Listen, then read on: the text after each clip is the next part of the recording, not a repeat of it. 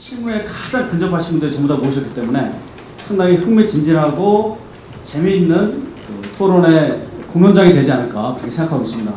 우리나라 해운 조선의 상생 발전을 위해서 필요한 선박금융이란 어떤 것인가라고 하는 것에 대해서 같이 이야기를 나눌 수 있게 됐으면 좋겠습니다. 탱커에서 오셨고, 그다음에 지금 해운 구조조정 쪽으로 리서치를 하고 계시는 장본이 오셨으니까 좋은 시간이 되었으면 좋겠습니다. 해운하고 조선하고 이제 튼튼하게 또 발전해 나갈 방법을 좀 찾았으면 좋겠고. 훌륭하신 분들 그래서 발표하고 토론도 해주시고 또 허심탄회하게 말씀해 주시면 제가 할 수 있는 역할을 다할 수 있도록 열심히 노력하겠습니다. 나온 어떤 그 제안들이 또 그 정부 정책에 이렇게 반영됐으면 하는 바람으로 오늘 좋은 성과 있기를 기대해 봅니다.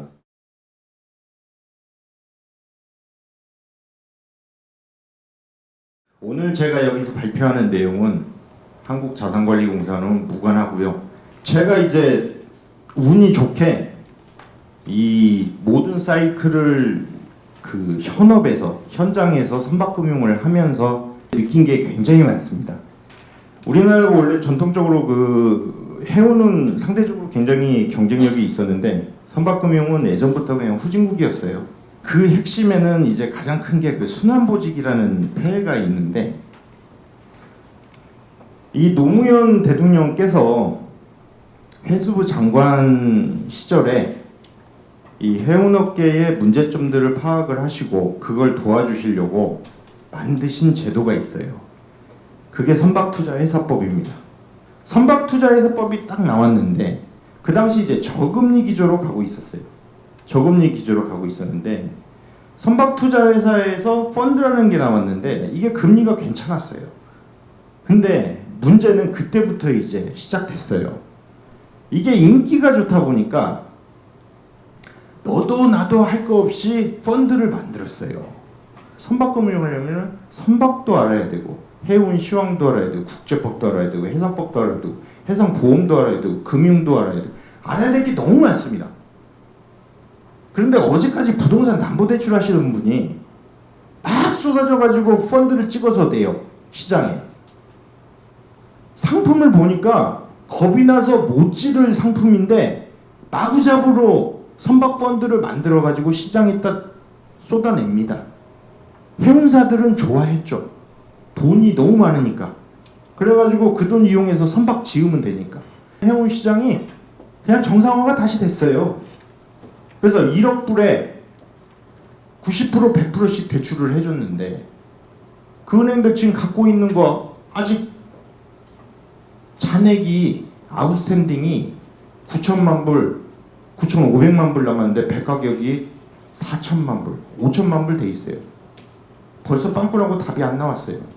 근데 이 은행이 기가 막힌 게 증권사하고 자산운용 은행들이 기가 막힌 게 막 싸질러 놓고 다 가요. 은행은 순환보직으로 다른 부서 실적 챙겨가지고 승진해가지고 가고 자산운용사, 증권사는 인센티브 잔뜩 챙겨갖고 다른 데로 이동을 합니다. 제가 말씀드리고 싶은 거는 솔루션은 가장 좋은 거는 캐피탈 마켓을 정상적으로 돌리는 거예요. 그래서 선박금융은 안전하다. 선박펀드는 좋은 상품이다. 이거를 이미 배렸지만 지금부터라도 서서히 고쳐나가야 돼요. 그래서 선박금융, 선박펀드가 굉장히 안전자산이고 좋은 거다. 그러기 위해서는 은행들이 순환보직을 못하게끔 해야 돼요. 외국계 은행 좀 봐보세요. 거기는 들어가면 처음부터 선박금융을 죽을 때까지 선박금융 해야 돼요. 순환보직을 하면 그 안에서 하죠. 벌크팀 같다, 탱커팀 같다, 자금 펀딩 같다, 리스크 매니지먼트 같다, 해상보험팀 같다. 그 안에서 도지 우리나라처럼 무슨 아파트 담보대출 갖다가 이게 안 맞죠. 그러니까 일단은 캐피탈 마켓을 정상적으로 돌리는 게 제일 중요하다고 저는 개인적으로 생각을 하고요. 해운진흥공사든 해양금융공사든 만드는 건 저는 좋다고 생각합니다. 좋은데 기존 거는 건드리지 않는 게 좋아요. 건드린다고 하면 최소화시켜야 되고요. 그게 해운업에 도움이 되는 거지 있는 걸 싸그리 집합시켜 놓으면 그건 결코 바람직한 게 아니에요. 그리고 어떤 방안을 만들 때는 내용을 정확히 다 파악을 해야 돼요. 이게 있는 돈인지 없는 돈인지 어떻게 돌아가는 돈인지. 그래서 그런 걸 좀 잘 좀 생각을 해주세요. 잘 생각을 해서 진짜 답 나오는 해법을 만들어 주시길 바랍니다.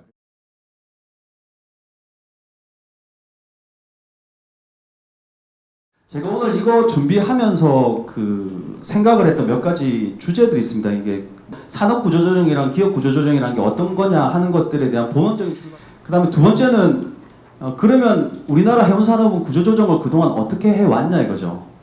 세 번째는 조금 다른 의미이긴 한데 다른 산업이나 다른 기업들 구조조정에서 우리가 이제 벤치마킹해서 적용해 볼 수 있는 것들은 도대체 뭐가 있냐. 좀 이렇게 제가 정리를 좀 해봤습니다. 특정한 산업이 있으면 그 안에 소속되어 있는 여러 가지의 플레이어들 내지는 그 산업들을 어떤 방향성으로 갈 거냐 하는 것들이 결국은 산업의 구조조정이라는 생각이 들더라고요. 밑에 보면 수급 부분들 그리고 기업 구성들을 어떻게 효율하고 최적화할 거냐 이게 결국은 이제 구조조정이라는 거죠. 84년, 97년, 2008년 그 다음에 저희가 가장 최근에 2015년, 16년 이 턴들을 보면 한 8년에서 10년 단위로 지금 계속 구조조정하고 있어요. 해운산업이. 근데 이렇게 계속 해왔는데도요. 구조조정의 껍데기를 딱 벗겨보면 80년대, 이 84년도에 했던 것부터 해서 지금까지 했던 것 중에 달라진 게 별로 없어요. 그 정책들이 그대로 동일하게 반복되고 있습니다. 정부가 81년도에 해운조선 종합육성방안을 발표하고 선박량이 급격하게 느는데 요 시기죠. 운임은 곤도박질 치기 시작하고 아까 그 앞에서 들여왔던 그 많은 중고 선박들이 이제 난립을 하기 시작한 거죠. 그러면 결국은 선박들은 살기 위해서 아까 이야기했던 것처럼 업체 내에서 덤핑이라든지 여러 가지 시장 내에서 부작용들이 실질적으로 이 시기에 다 일어납니다. 그래서 아까 얘기했던 외항선사가 난립하게 되고 용대선이 이 시기에 크게 증가할 수밖에 없는 환경들이 갖추어지는 거죠. 자, 그러면 84년도에 해운산업 합리화를 뭐 했냐 한번 보자 이거죠. 이겁니다. 외항선사 통폐합했어요. 그래서 실질적으로 이렇게 유동성 확보하고 경비 절감했는데요. 83년이 지나고 나서 딱 3년 후에 해운시황이 다시 호황으로 올라갑니다. 운임이 뒷받침 안 되고 수익성을 낼 수가 없는 상황이었다는 거죠. 그리고 선사들이 이 앞에서 이제 돈 벌기 시작하고 운임들이 올라가니까 엄청나게 선박 확대하고 용대선하고 하면서 또 여기에서 공급 과잉들이 벌어지기 시작하는 거죠. 아까 말씀드린 것처럼 이제 그 상황에서 운임금 나가니까 다시 국제선사들이 어려움을 겪을 수밖에 없었던 거고요. 우리나라의 진짜 구조조정에 대한 매뉴얼, 그러니까 정권이 바뀌어도 사람이 바뀌어도 아까 했던 뭐 순환보직을 하고 뭘 한다고 하지만 저는 매뉴얼이 있으면 순환보직은 문제가 된다고 생각하지 않습니다. 중요한 건 그 방향성과 매뉴얼이 없기 때문에 문제가 된다고 생각을 하고요. 근데 우리나라는 기업들이 뭔가 손을 댈 수 없을 때 대부분 다 구조조정으로 넘어옵니다. 그래서 이 사전적 구조조정이라는 게 사실은 굉장히 어렵고요. 두 번째는 제가 좀 사례를 찾아보니까 해외에서도 사전적 구조조정이 거의 별로 많지 않아요.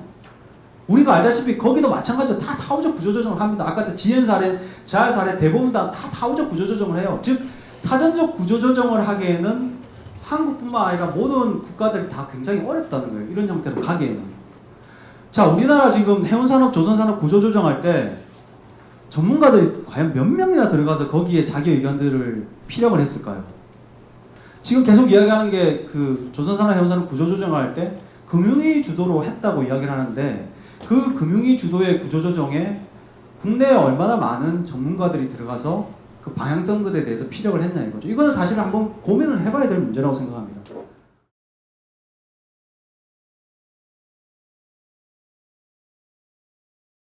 사실은 이제 그 선박금융 쪽의 데이터를 금년도 이제 초하고 요즘 이제 수집을 하면서 그 보고서를 준비하는 과정에서 보면 지금 선박금융 상황도 심각합니다. 사실은 지금 이제 침체라서 뭐 조선 쪽에 어떤 그 수요가 없어서 없기에 망정이지 지금 보면은 뭐 캐피탈마켓 전 세계적으로도 안 움직여요.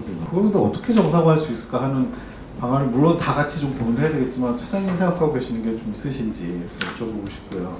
그 다음에 이제 그 구조조정에 대해서 이제 조금 드리고 싶은 말씀이 뭐냐면 이제 그 사실은 제가 보기에 구조조정이 아까 그 김 박사님은 그러니까 이 세 차례 구조조정이 별 차이가 없다라고 하시는데 제가 본 바에 하면 정부의 구조조정의 스킬이나 능력은 갈수록 퇴화되는 것 같아요. 그러니까 지금 뭐 저희가 이제 대학 다닐 때 뭐 저는 그 전두환 정권 물러가라고 난리를 쳤지만 전두환 정권에서 실행했던 해운합류화가 그나마 가장 어떤 성과가 있었고 그 다음에 이제 그 IMF 때 거는 뭐 IMF를 설득하는데 실패를 했으니까 뭐 200% 맞춰라고 난리를 쳐서 이제 우리나라 배들이 또 다 없어진 거고 작년의 구조조정은 2016년의 구조조정은 그게 구조조정이 아니라 거의 무슨 정부의 이벤트 같지 않았습니까? 폭망을 이루는데 뭐 지난번 정부가 사실은 뭘 이렇게 밀실에서 논의하고 뭘 덮고 숨기고 이런데 워낙 그 캐릭터가 그랬으니까 뭐 그랬다고 쳐도 뭐 정부 서별관회에서 밀실에서 논의하고 뭐 전문가들 얘기는 들어보지도 않고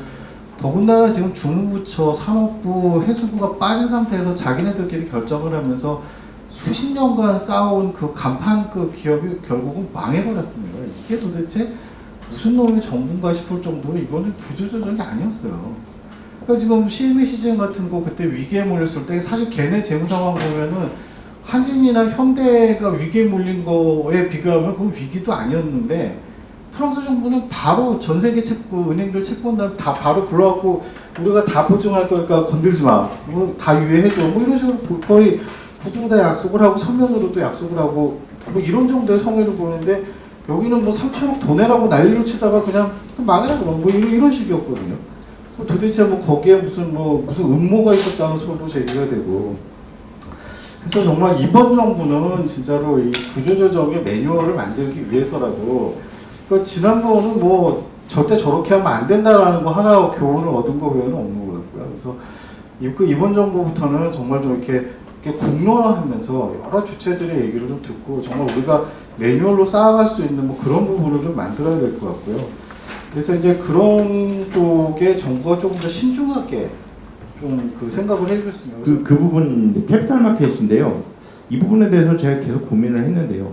지금이 어떻게 보면 좋은 기회일 수 있습니다. 여기서 그 정부가 제가 알기로는 돈이 많지 않은 걸로 알고 있거든요. 그래서 돈을 모아서 지원하는 것보다는 그 시장에 나와 있는 풍부한 유동성을 이쪽으로 끌어올 수 있게끔 이럴 때 좀 세제 지원을 해주는 게 그러니까 뭐 소득세 연동을 시킨다거나 예전에 굉장히 오래전에 이제 노르웨이 KS 펀드가 시도했던 그런 방식인데요.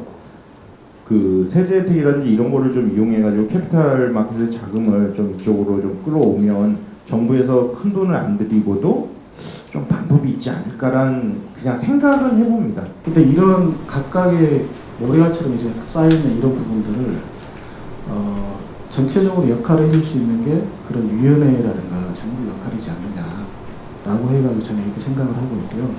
그래서 전체 산업의 큰 그림을 그릴 수 있는 어떤 컨트롤 샤워를 시급하게 만들어야 되겠다라는 게 제 제안이고